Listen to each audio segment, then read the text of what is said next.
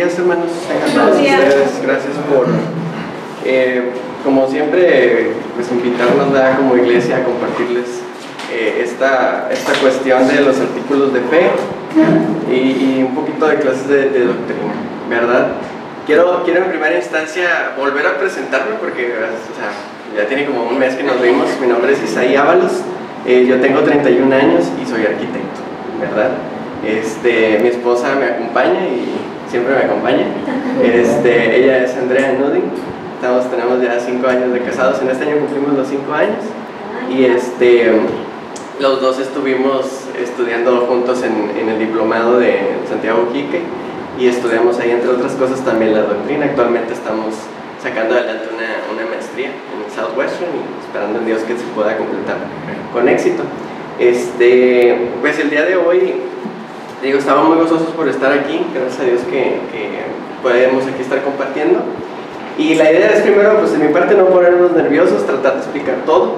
Sé que ha estado complicado, a lo mejor mis hermanos también, Adán y Fernando Lara, han estado pues en estas clases compartiendo varios puntos, varias verdades bíblicas. Yo tengo un punto de vista muy particular para entender la doctrina, que es que obviamente todo viene en la Biblia, todo está presente en la palabra de Dios, pero es muy importante que no nada más lo sepamos de memoria, sino que realmente estemos convencidos de lo que estamos aprendiendo, porque allá afuera no es, es importante entender que esto no es la predicación, ¿verdad? De nuestra predicación, esto es nuestra doctrina.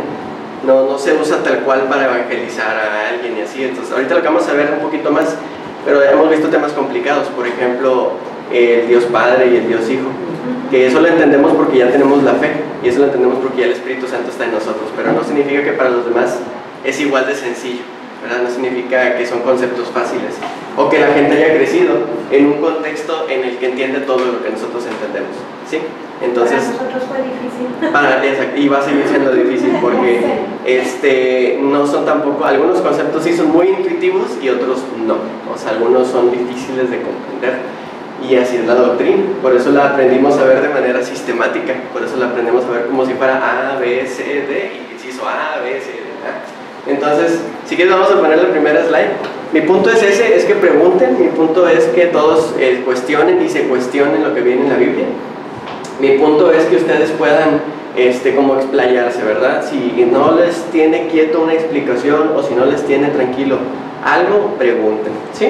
Porque lo que menos quiero yo en este momento es que ustedes lo sientan como un dogma, de que hermanos, es que así dice la Biblia, así tiene que ser, sino que preguntemos, todo tiene una razón de ser y todo tiene una lógica, ¿verdad?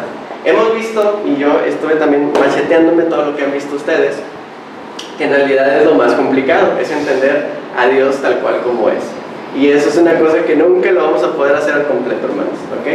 Entender a Dios en 3 personas es meterse en complicaciones, pero la Biblia nos da orientación, ¿verdad? La Biblia nos da una guía y nos dice, ya hablamos de Dios Padre, como Él es el autor y el consumador de lo que es el universo. Él sostiene la creación, Él tiene atributos. A ver si alguien se acuerda de uno de los atributos, o a ver si, creo que sí lo vieron así, porque tiene 2 tipos de atributos Dios. ¿Se acuerdan cuáles son? Un tipo de atributos y otro tipo de atributos. La clave es que unos sí los podemos tener y otros no los podemos tener, ¿se acuerdan? Los naturales y los morales. Muy bien. No los podemos tener, pero los morales. Exactamente. A ver, sin hacer un examen, uno de los atributos morales de Dios. Cuestionario.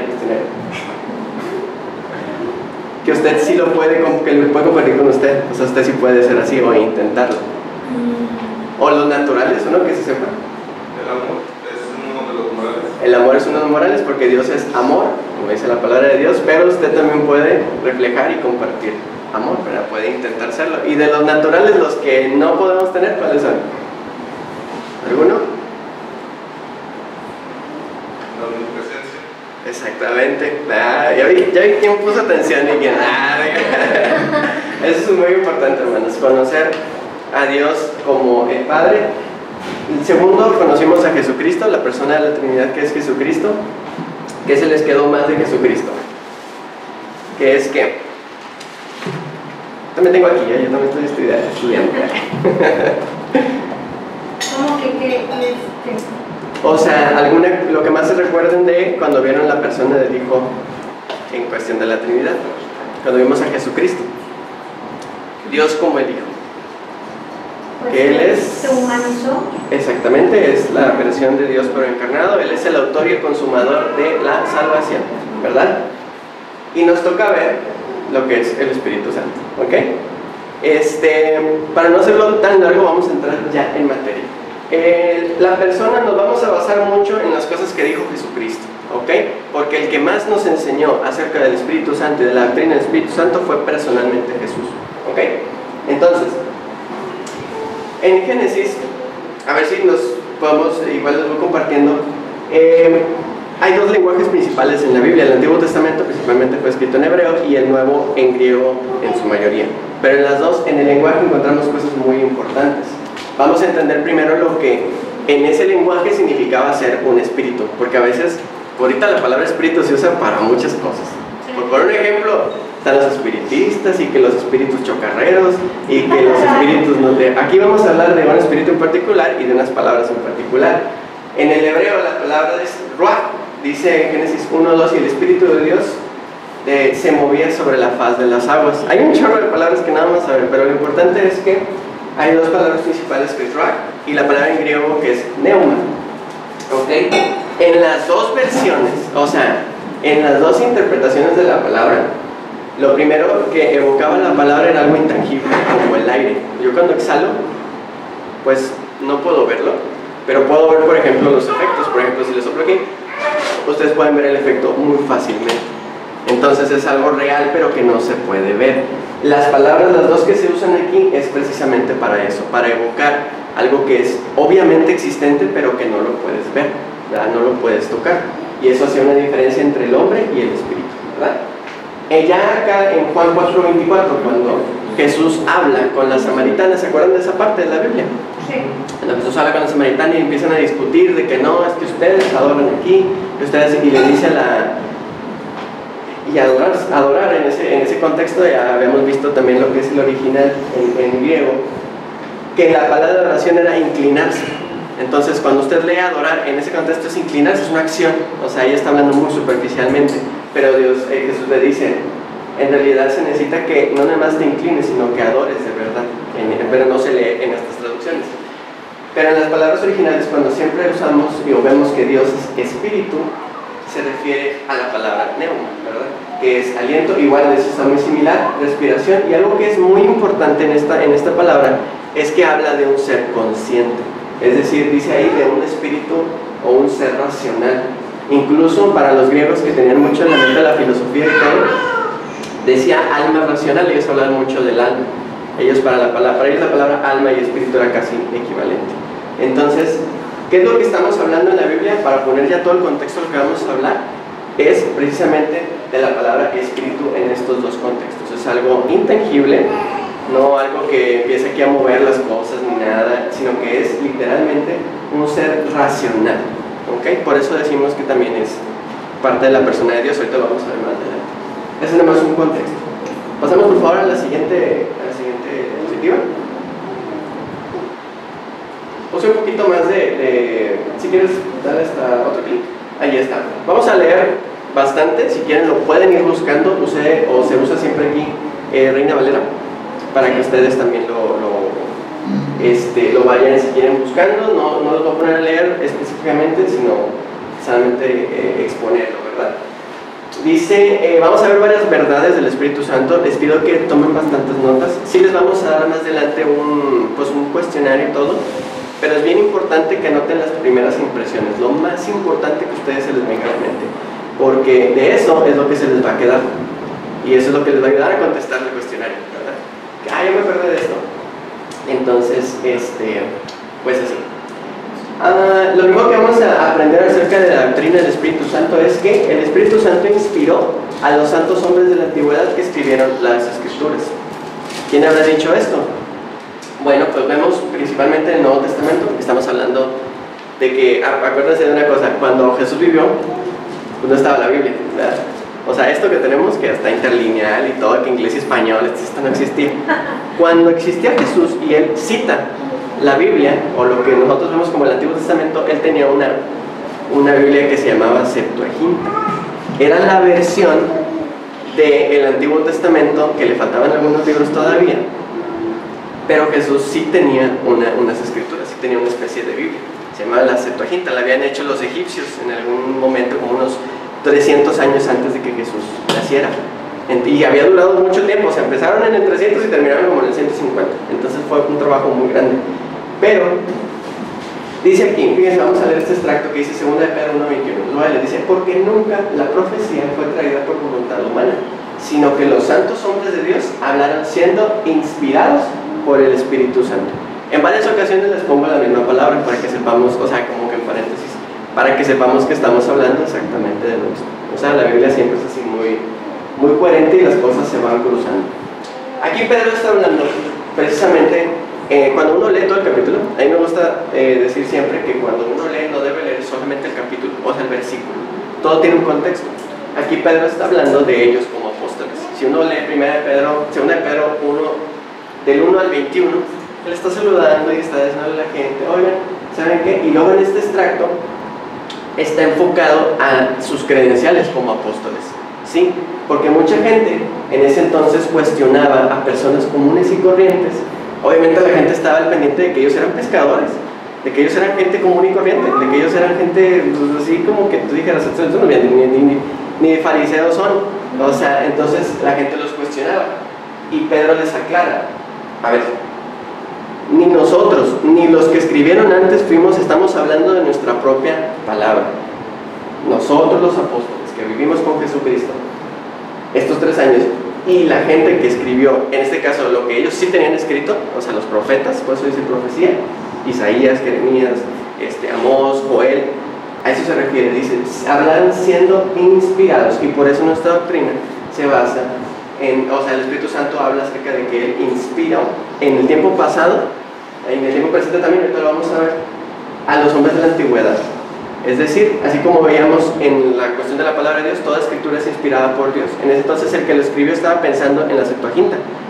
Pero después de que tenemos escrito todo lo de Jesucristo, el testimonio y los evangelios, aplica también para eso.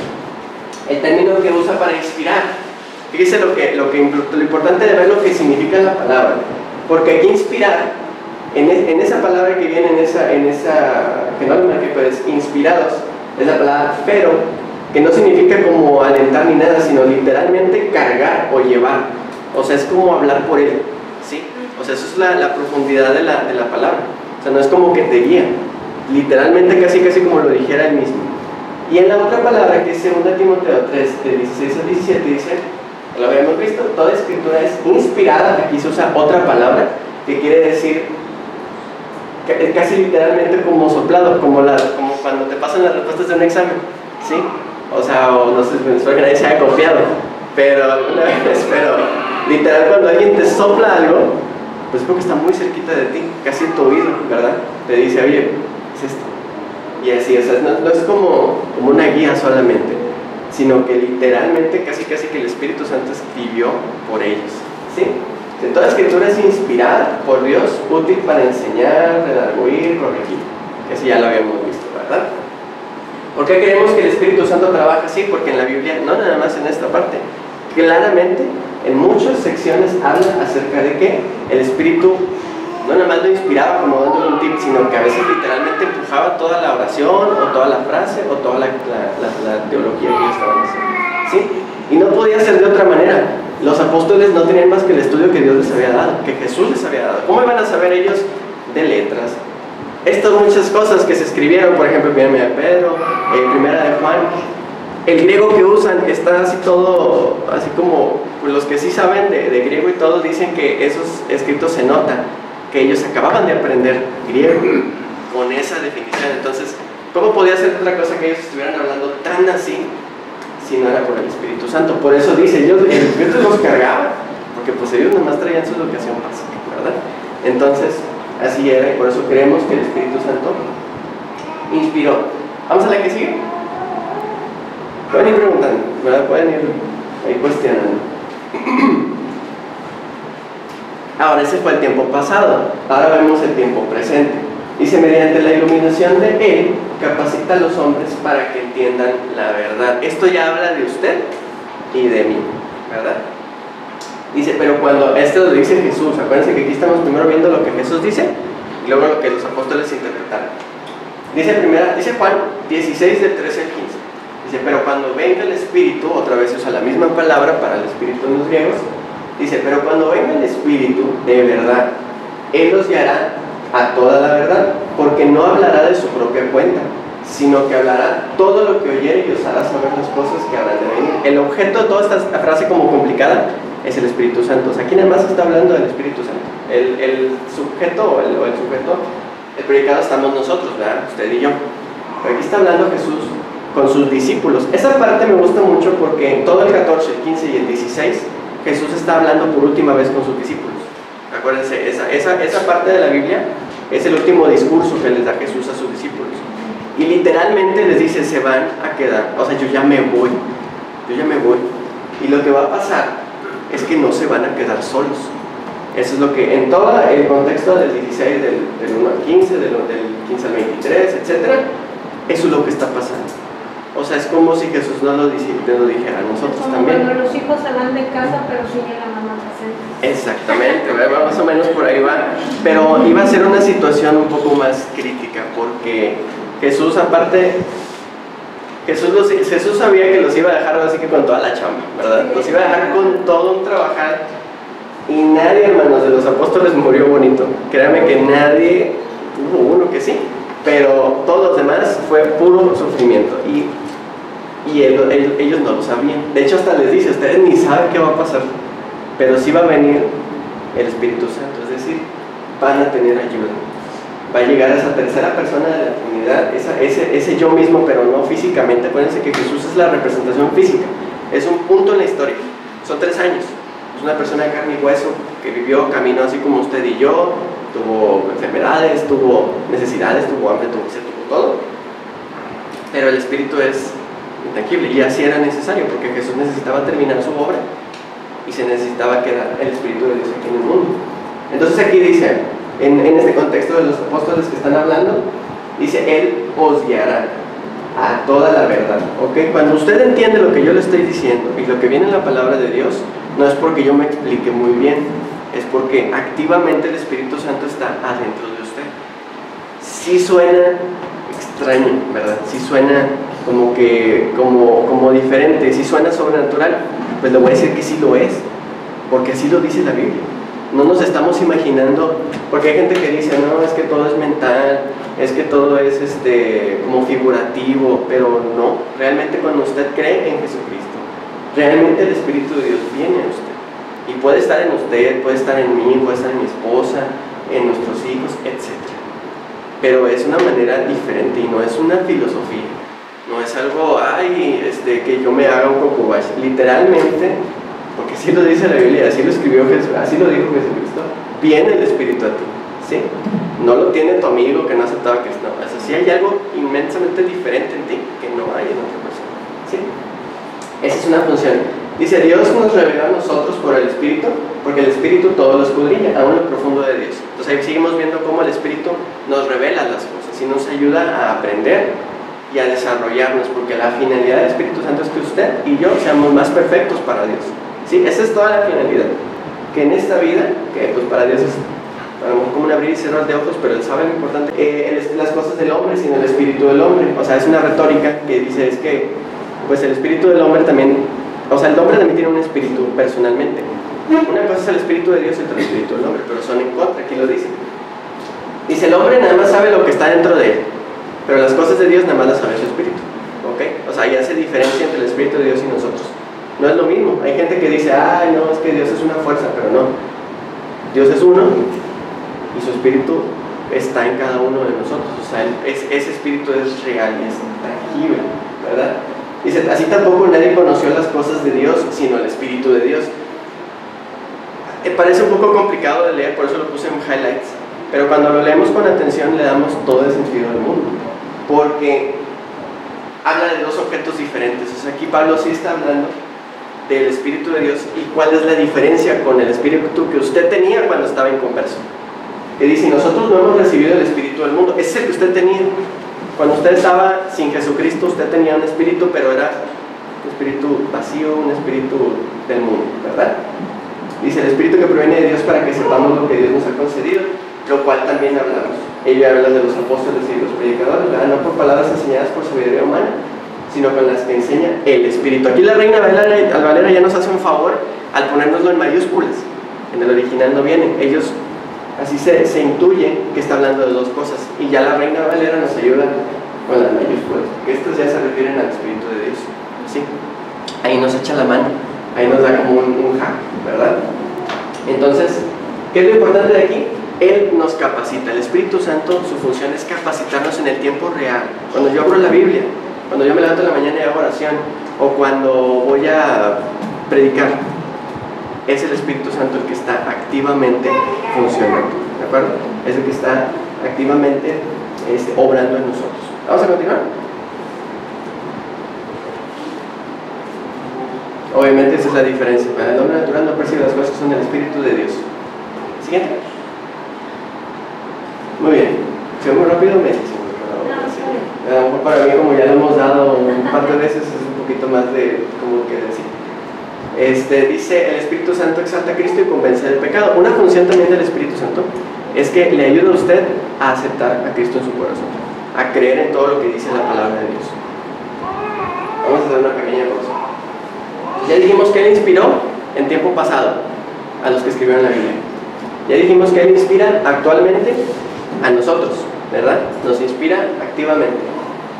Y tercero, lo primero que hace el Espíritu Santo es convencerte de pecado. Eso no hay manera humana de que tú puedas entender que eres pecador a menos que el Espíritu Santo venga a ti y te lo indique, ¿verdad? Por eso el Espíritu Santo y Dios mismo es el único que sabe, ¿verdad?, si una persona va a ser salvo o no. Nuestro compromiso es compartir, que la gente tenga la información. Dice que la fe es por el oír y el oír es por la palabra de Dios, dice un versículo. Dice aquí en Juan, otra vez, el contexto es que Jesús les está hablando a los discípulos, ¿ok? Todo esto es esa ¿se acuerdan de de la Santa Cena y todo ese dibujo de Leonardo da Vinci y todo eso? Entonces, haz de cuenta que yo cuando hablo de esto, yo me imagino a todos así sentados, ¿verdad? De que esto es lo que les está diciendo Jesús. O sea, me ayuda a ponerle una imagen a mi cabeza. O sea, a lo mejor ni eran así, ¿verdad? Pero eso, todos buenos y nada, claro que no. Pero, Juan 16, ahí imagínense los sentados y les dice Jesús, dice, ya me voy al que me envió. Otra vez, se despide como 10 veces. Dice, ya me voy al que me envió. Y ninguno de nosotros me pregunta, ¿a dónde vas? Dice, antes, porque os he dicho estas cosas, dice, se ha llenado de tristeza su corazón, pero les digo la verdad, les conviene que yo me vaya. O sea, que el punto de Jesucristo termine. Y dice, os conviene que me vaya porque si no me fuera el Consolador, y aquí ahora sí se usa la palabra que como más significativa en griego, que es Paracletos, que significa intercesor o consolador, ¿verdad? Esa palabra se va a utilizar varias veces y Jesús es el que la usa todavía más, y es tal cual la interpretación, intercesor o consolador. ¿Por qué? Por lo que dice atrás, tristeza ha llenado su corazón. O sea, ellos se iban a quedar con un vacío, ¿sí? Porque ya Jesús pues era su amigo, Jesús era su más grande confidente, le contaban todo, él les enseñaba. Pero aquí lo que vemos es que eso ya se iba a ir, y ellos obviamente, como son humanos, como usted y yo, cuando tenemos una pérdida, de que alguien se va, los hijos se van o así, o alguien fallece, ¿verdad? En ese caso Jesús entendía ese vacío que iba a dejar la soledad, y vaya que lo sintieron, ¿verdad? Después vimos. Pero dice Jesús, porque si me fuera el Consolador no vendría a vosotros, dice, si me voy, se los enviaré, ¿ok? Dice, y cuando Él venga, convencerá al mundo de pecado. Fíjense la primera función que va a hacer el Espíritu Santo: convencerá al mundo de pecado, de justicia y de juicio. Y lo explica, ahorita no lo leemos por cuestión de tiempo, pero dice tres cosas: convencer al mundo de pecado, de justicia y de juicio. No hay manera que la gente común y corriente sepa todas estas cosas si el Espíritu de Dios no viene primero a ellos, ¿ok? Esto lo dijo Jesús, no estamos tampoco ni siquiera nos fuimos a Pablo, ni a Pedro, ni nada, esto lo dijo Jesucristo. Literalmente, cuando Él se fue físicamente de este mundo, Él preparó todo para que el Espíritu Santo viniera y se quedara para siempre. Y es lo que ahorita en este tiempo, desde Jesús hasta la fecha, sigue reinando, es la fuerza predominante, es la persona del Espíritu Santo que más podemos, digamos, sentir activamente en nuestra vida. De muchas maneras, ejemplos hay muchos. Ahorita vamos a algunos. Vamos a seguir. Por lo pronto ya quedó claro, incluso con el versículo 16-14 dice: me glorificará porque tomará de lo mío, hablando del Espíritu Santo, tomará de lo mío y os lo hará saber. Otra vez explicándole al mundo lo que ellos necesitan cambiar dentro de sí. ¿Ok? ¿Continuamos? ¿Qué otra cosa hace el Espíritu Santo? Llama a los hombres para que acudan al Salvador y efectúa la regeneración. Eso es de usted y yo. Cultiva el carácter cristiano, conforta a los creyentes y les otorga dones espirituales. La función del Espíritu Santo. Fíjese, esto por eso no es como un espíritu normal que nada más mueve una silla y se va, o lo asusta, porque el Espíritu Santo, siendo Dios mismo, le da a usted la posibilidad del carácter cristiano. A lo mejor usted se lo atribuye mucho a que ha aprendido bien, a lo mejor usted se lo atribuye a que todos los días va a la iglesia, pero lo único que tiene realmente la preservación de que usted se porte bien o obedezca a todos los mandamientos de Dios es el Espíritu Santo. Conforta a los creyentes, les otorga dones espirituales, esos son reales. A ver, yo voy a preguntar, ¿ustedes ya saben cuáles son todos esos dones espirituales? Ya. ¿A poco? Bueno, ya hemos hecho... ¿Ya han hecho el ejercicio? Sí, ya. Eso llega en el momento que nosotros somos salvos, ¿ok? Esos dones espirituales afuera son simples talentos vacíos, pero aquí adentro de la iglesia sirven y son para servir a la iglesia, ¿ok? De hecho, dice, sirven a Dios por medio de su iglesia. A los que no sabíamos que teníamos. Exactamente, o los que están latentes. ¿Quién nos va a despertar? Latentes como dormido, ¿verdad? Los que están latentes, pues van a salir en el momento que el Espíritu Santo se lo revele a usted. Entonces, el Espíritu Santo activamente, todos los días, lo está cargando, como dice la palabra, lo está llevando a usted. Los espirituales es muy importante saberlos, porque si no, nunca vamos a saber de qué va todo esto. Vamos a pensar que aquí es como social o así, no es para vernos bien o para ir con mi familia y pasarlo chido. Y no es cierto, los dones espirituales son para trabajar. Y trabajar, pues pesado, ¿verdad? Por eso también se llama trabajo. Decían compañeros, si se llamaran vacaciones, pues ya sería diferente, pero el trabajo es trabajo, ¿verdad? Trabajo, y en la iglesia es muy pesado. ¿Vale? Trabajar, pero para el Señor. Así es, trabajar pero para Dios. Ese es el único trabajo que genera pues, gozo inmenso, ¿verdad? Es un trabajo directamente para Dios. Cuando venga el Consolador, a quien yo enviaré del Padre, el Espíritu de verdad, el cual procede del Padre, Él dará testimonio acerca de mí. Y luego dice Pedro, dice, pero a cada uno le es dada la manifestación del Espíritu para provecho. ¿Okay? Estos textos son muy importantes para que igual los vayan, no son de todo, más ahí. Lo importante es leerlos y entender por qué de lo que leemos, nada más de lo que estamos leyendo, está esta doctrina muy clara. ¿Sí? Muy bien, esa es otra actividad del Espíritu Santo. Vamos a darle la que sigue. Otra cosa que hace el Espíritu Santo es sellar al creyente, dice ya, hasta el día de la redención final. Su presencia en el cristiano le da la seguridad de que Dios conducirá a este hasta que éste adquiera la plenitud de la estatura de Cristo. ¿Qué significa? Él es el que nos da la seguridad de la salvación. Algo que en todas las religiones se tiene, y hablo de las religiones que no son las cristianas, o que se les cuestiona mucho, es su creencia acerca de la vida venidera, ¿verdad? Casi todas las religiones del mundo están de acuerdo en cierta manera de que existe una vida después de la muerte. Por eso enterraban a los muertos con cositas y que desde tiempos antiguísimos, que con la cosa que le gustaba, con lo que jugaba, todo eso, ¿verdad? Pero cuando uno habla hoy en día con las personas, se topa mucho con, se llama una corriente, se llama nihilismo, no sé, por nada, o sea, cuando te mueres se acaba todo, ¿verdad? Y es una doctrina que vamos a estudiar después, que es el cielo. Pero actualmente la gente, como no tiene el Espíritu de Dios, no tienen ellos ni la preocupación de lo que pase cuando se vayan a morir. Sin embargo, para Jesucristo era muy importante que sus discípulos y que nosotros también tuviéramos una seguridad constante. Como dice el mismo, la renta.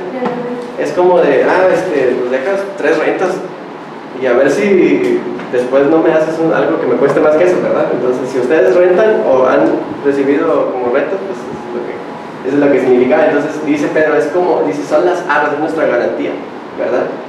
De nuestra herencia hasta la redención de la posesión adquirida para la alabanza de su gloria. Entonces, es la seguridad. El Espíritu Santo, el simple hecho de que esté dentro de ustedes, para usted la seguridad de que usted es salvo. O sea, no se va. Ok. ¿Hasta aquí alguna pregunta? ¿Alguna duda? ¿Algún cuestionamiento? ¿Algo que les mueve así como que a dudas? ¿Todo bien? ¿Todo bien por allá?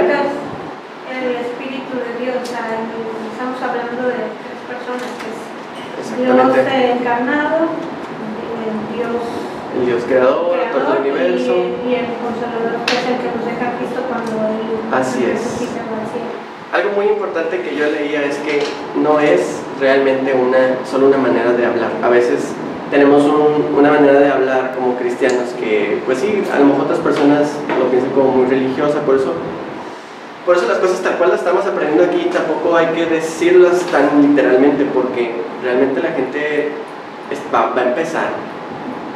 Y quiero hacer un paréntesis grande, a lo mejor aquí, porque había un tema con lo de las versiones. Bueno, leí por ahí, y está muy bien, la Reina Valera es la que se usa porque se puede sacar estas palabras, ¿verdad? La Reina Valera se le dice una versión literal. Entonces, lo que hicieron es un reto traducir. ¿Alguien de ustedes maneja así como el inglés bastante? ¿Así traduce o lee cosas en inglés? Hermano, es un reto. El inglés y el español tienen palabras muy parecidas.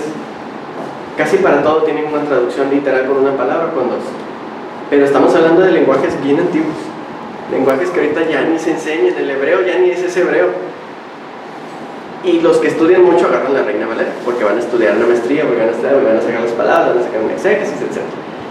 Muchas veces, lo mejor que podemos hacer cuando predicamos por primera vez o segunda vez a una persona que nunca ha sabido de Dios, es usar un lenguaje más sencillo.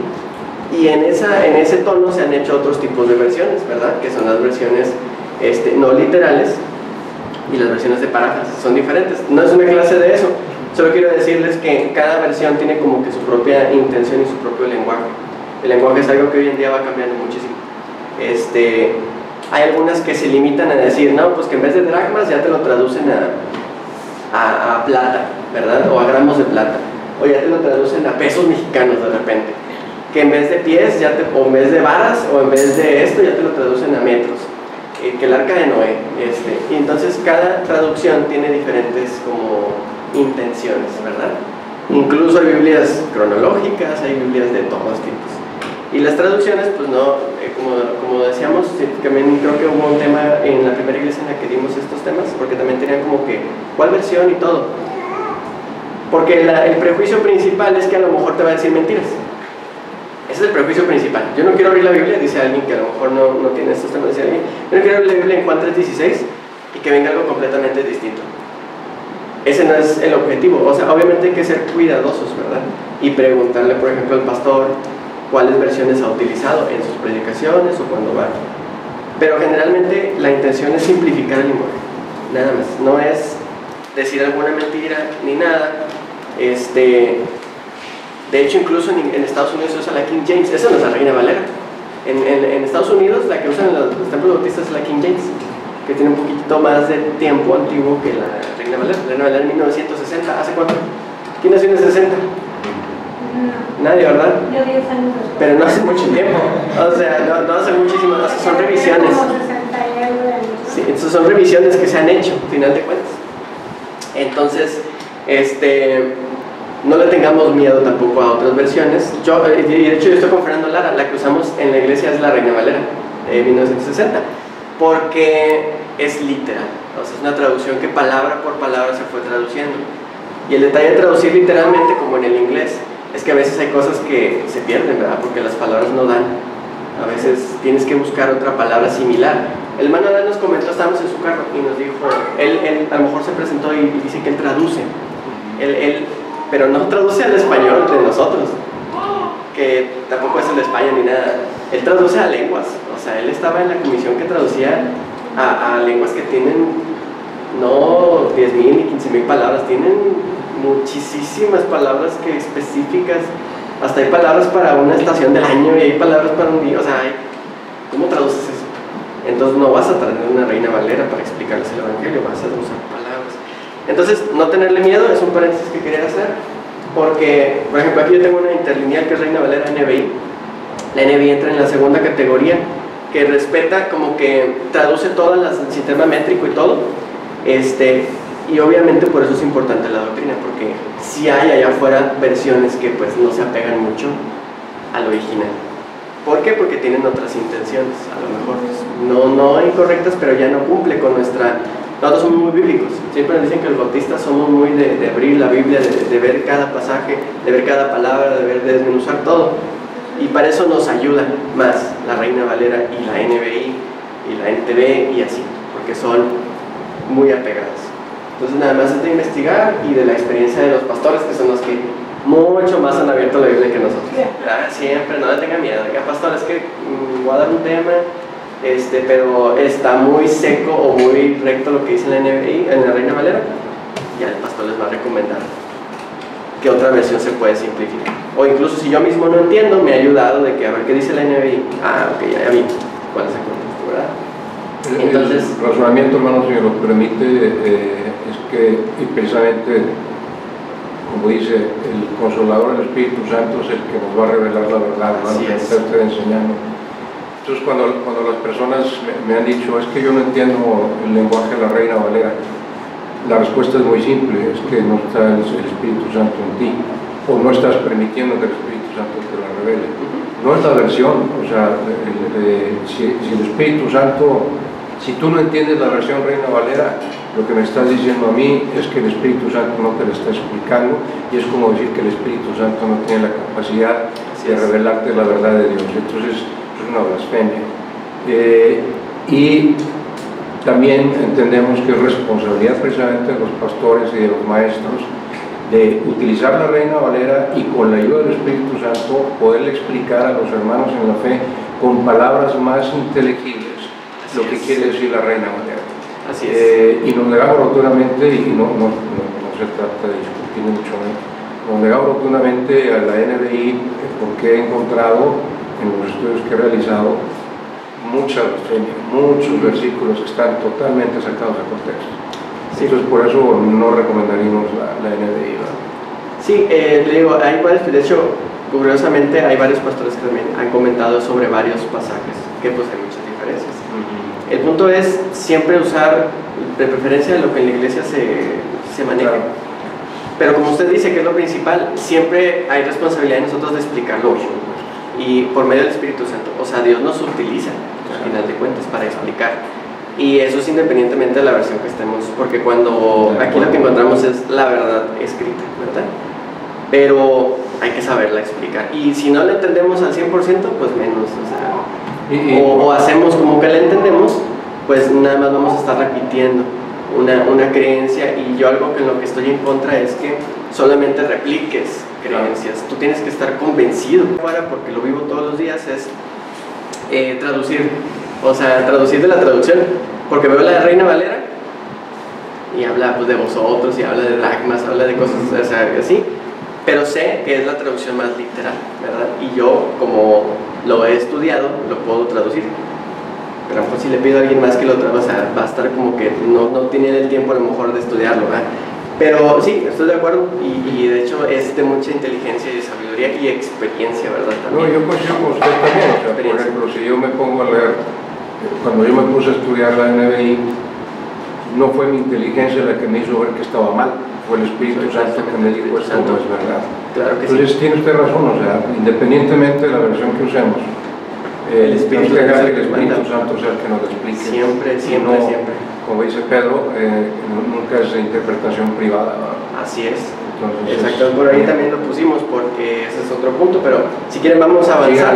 Perdón, pero también por eso apoya mucho la doctrina, ¿verdad? Para que la gente entendamos, ¿verdad? Sí, la doctrina es una herramienta. La doctrina es entender la verdad, pero es la herramienta más poderosa que tenemos. ¿Cómo surgió la doctrina? A lo mejor no es clase de historia, pero en un inicio lo que estaba haciendo la iglesia es defenderse. Porque antes de que hiciéramos el canon de 3, 4 libros, porque empezó con los evangelios y le continuó con las cartas paulinas y luego algunas y otras no, pues el canon se fue haciendo. Tampoco es de que un día ya votamos todos y ya todos no, o sea, incluso hubo un libro, el último, que fue el Apocalipsis, precisamente. Esto que tenemos en la Biblia es el orden de aceptación que tuvieron. O sea, primera de Pedro, segunda de Pedro fueron al final, Judas y Apocalipsis, y acá es el final. Entonces, a final de cuentas la iglesia tenía que defenderse. Porque antes de que sacáramos alguien ya había sacado una Biblia que está todo mal. Una Biblia que decía que Jesús no era el Hijo de Dios, que Jesús era un espíritu, que ni siquiera había existido, que atravesaba las paredes y que los apóstoles estaban todos viajados y que no sé. Ya existía antes por el año 200, 150 después de Cristo. O sea, ni siquiera habían muerto la gente que estaba, y por eso el Evangelio de Juan empieza con una frase muy especial que dice: en el principio era el verbo. Esa manera de hablar es la manera de hablar de los filósofos de hace 300, 400 años antes de Pedro, porque está escrito para evitar el gnosticismo, que era una corriente herética.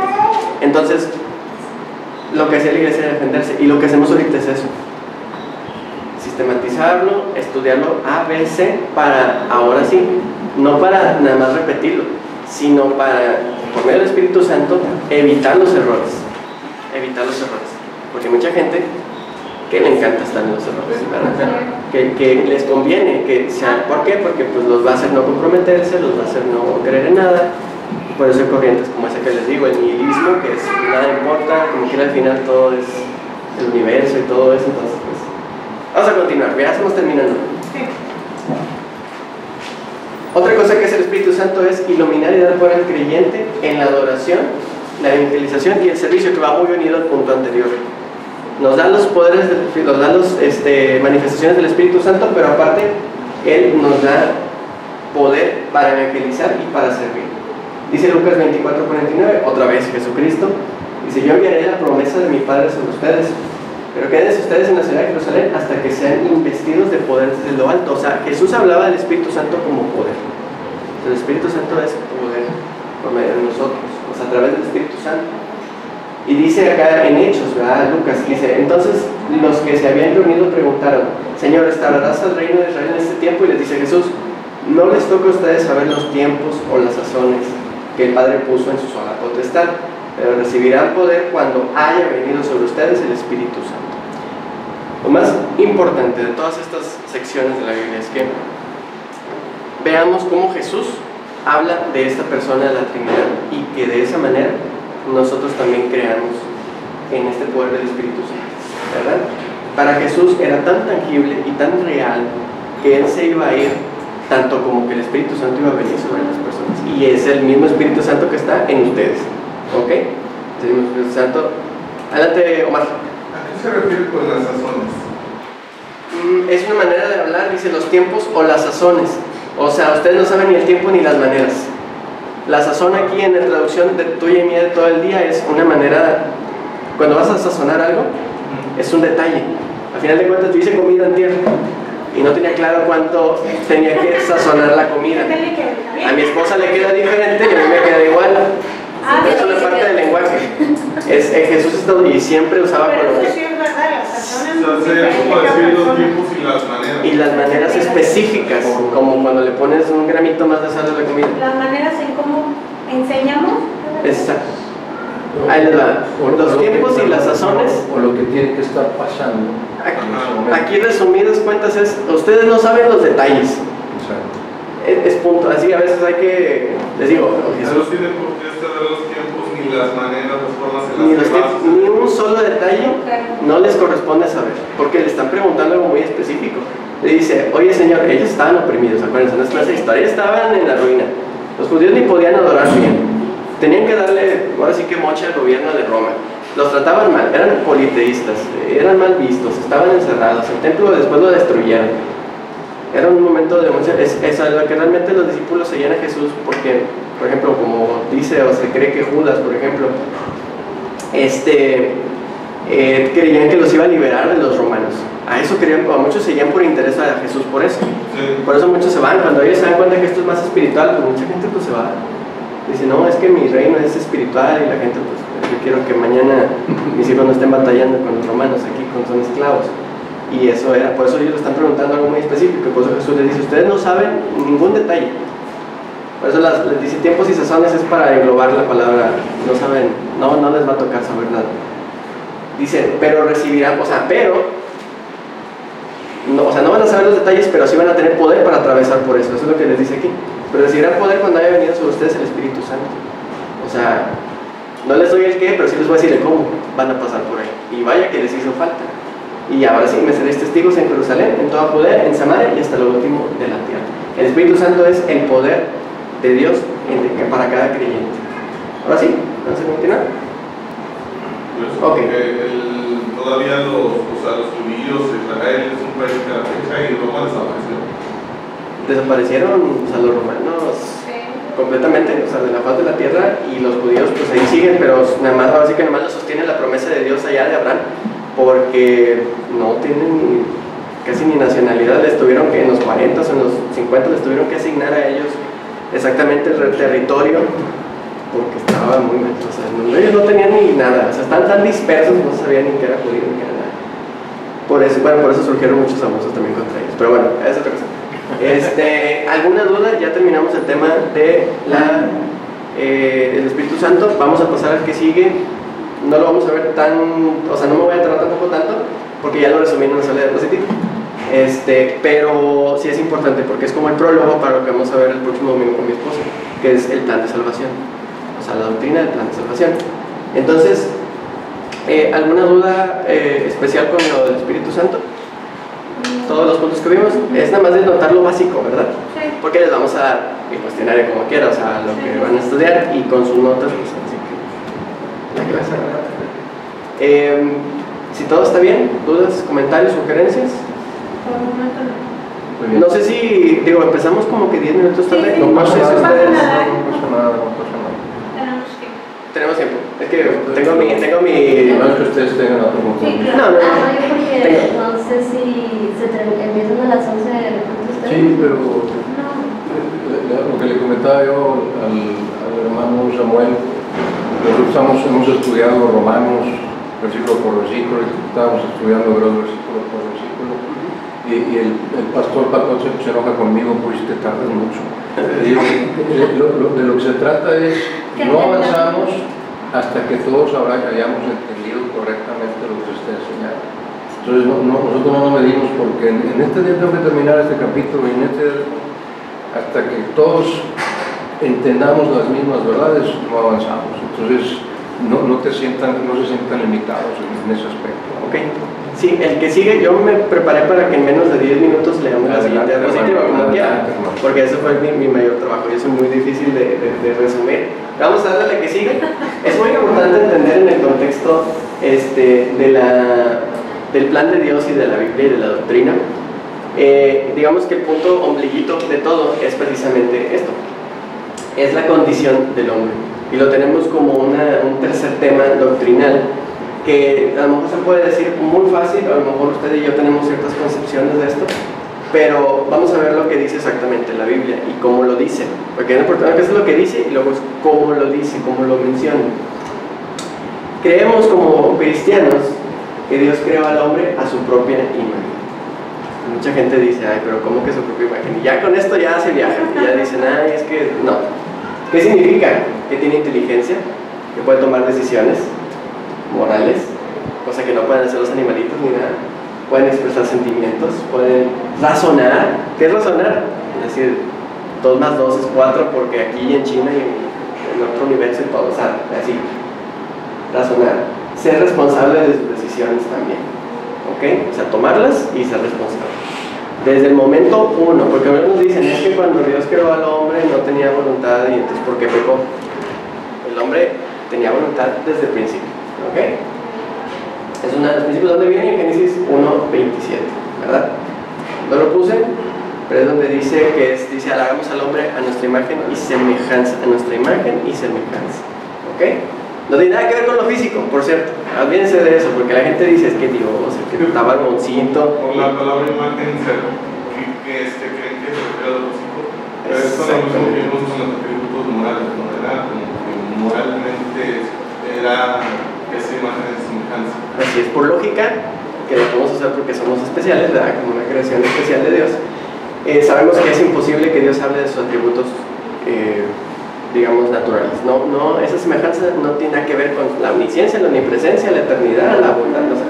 Eso tiene que ver con la capacidad de Dios de crear y la capacidad de Dios de decidir, de tomar decisiones, todo eso. O sea, en eso sí somos semejantes. Y ni siquiera iguales, somos semejantes. Dice, en el principio el hombre era inocente de pecado, o sea, vaya, No estábamos originales. Esto es como complicadito, lo vamos a ver con pincitas, ¿verdad? En el principio el hombre era inocente de pecado, como lo dice Génesis 1:31, que andaban sin vergüenza, andaban desnudos. Ese era un simbolismo que puso Dios para su inocencia, ¿sí?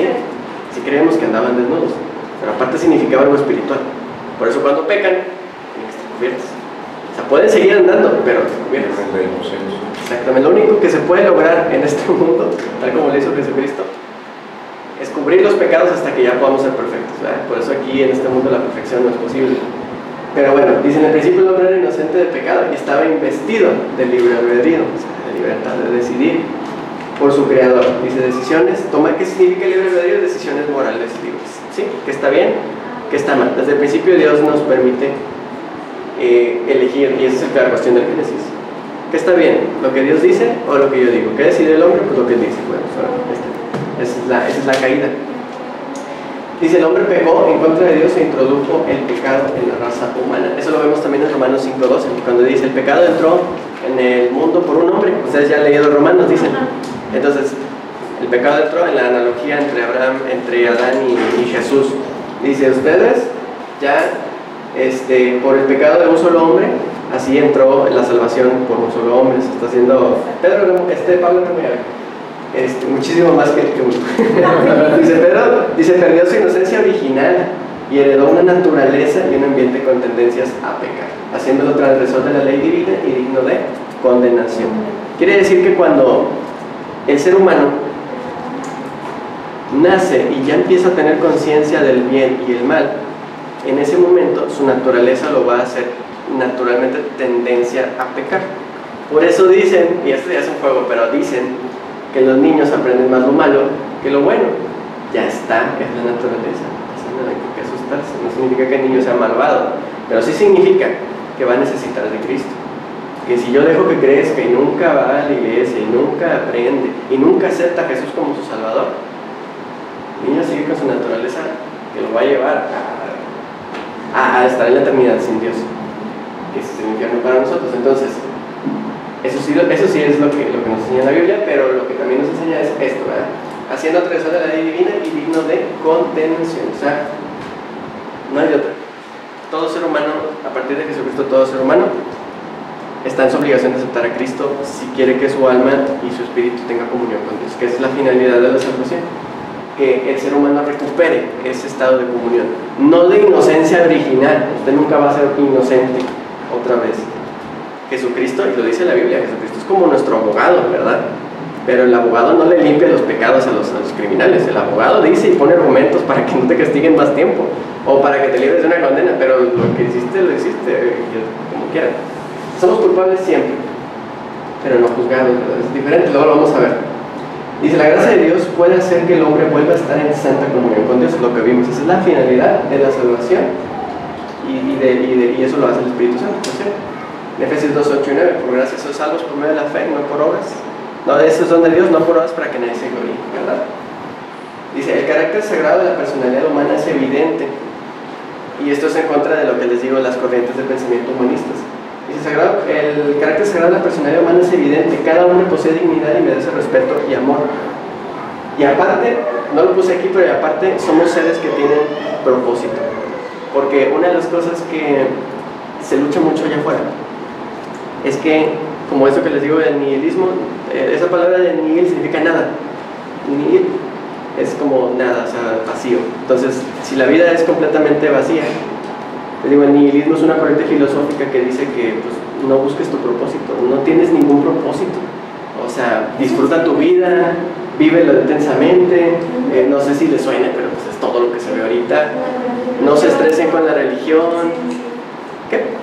No, digo, yo nunca había escuchado esta de... Lo que pasa es que sabemos lo que dice la gente, pero no lo nombran así. Sí, pero se le llama nihilismo, porque es como el humanismo, que Dios no importa, como quiera todos vamos a morir, todos somos polvo, mira, después de la muerte no hay nada, por eso se llama nihilismo, etc.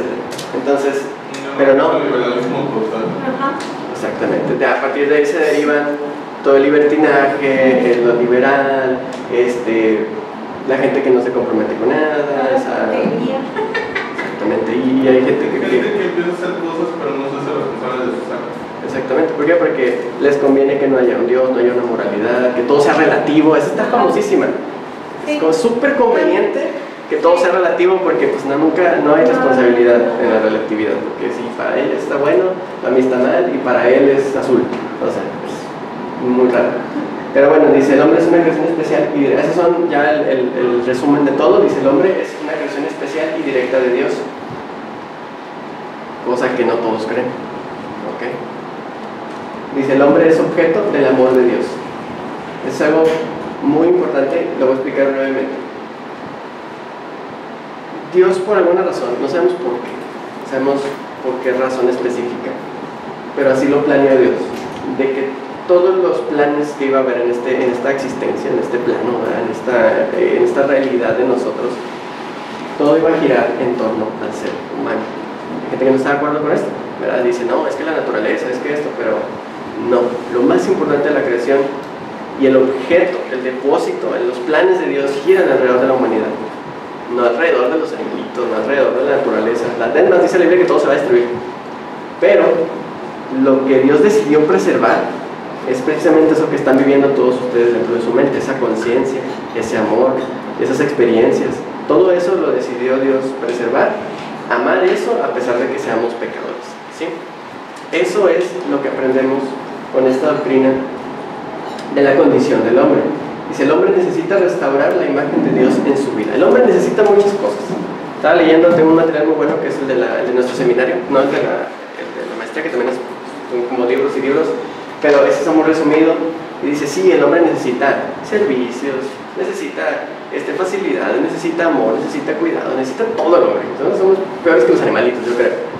Pero, aún así, lo que verdaderamente podría hacer la diferencia es esto. Dice, el hombre necesita restaurar la imagen de Dios en su vida. Para eso estamos nosotros, para eso estamos usted y yo como cristianos, para eso está el Espíritu Santo, para convencer de pecado. Pero toda esta diapositiva y esos textos base nos ayudan a reforzar la doctrina de lo que originalmente es el hombre. ¿Ok? El punto es, obviamente, leer, repasar qué es el hombre, qué es originalmente, cómo fue planeado y diseñado el hombre, cómo entró en pecado, cómo fue la caída y cuál es la finalidad de la humanidad. ¿Ok? Eso es una doctrina central para nosotros, porque allá afuera, y ya cuando se terminó, les digo, es complicado hablar de doctrina y no se habla de doctrina. No vamos, yo voy a llegar yo con mi compañero a enseñarle el artículo 7 de fe, la justificación. Pues no va a ser así. Pero sí es importante tenerlo nosotros como cristianos siempre presente. ¿Cuál es la condición natural mía? ¿Por qué siempre quiero pecar? ¿Por qué no es natural? Pablo lo decía, ¿por qué no es natural en mí querer ir a la iglesia? ¿Por qué no es natural en mí querer ayudar o ceder el asiento? ¿Por qué Jesús lo hace ver tan fácil? Ahí sí, dar la mejilla. Porque no está hablando figurativamente de dar la mejilla, o sea, está hablando literalmente. O sea, alguien te quiere quitar cosas, dale más, o sea, porque realmente nosotros necesitamos ser la diferencia, pero una diferencia abismal, no la diferencia moral que tú te puedes imaginar de, ay, te piden $1, dale, compra algo, no, o sea, una diferencia tan radical como la que Jesús hacía. Pero en ese caso, por eso necesitamos nosotros tener en mente también esta doctrina central. ¿Qué es el hombre originalmente? ¿Cómo cómo llegamos a ese pecado original? Y número 2, ¿cómo podemos llegar o cuál es la finalidad de Dios con la humanidad y con nosotros? ¿Sí? ¿Alguna duda, hermanos? ¿Una pregunta, sugerencia, comentario? Hermanos, el apóstol Pablo decía lo siguiente, decía, estoy batallando yo. ¿Quién me liberará de este cuerpo de muerte? Está diciendo que está batallando con él mismo, ¿verdad? Entonces, lo que quiere la parte carnal y lo que quiere la parte espiritual, pero el enfoque debe ser siempre Cristo, que es Así es, la naturaleza es algo que siempre vamos a tener. O sea, realmente nada ha cambiado desde el jardín del Edén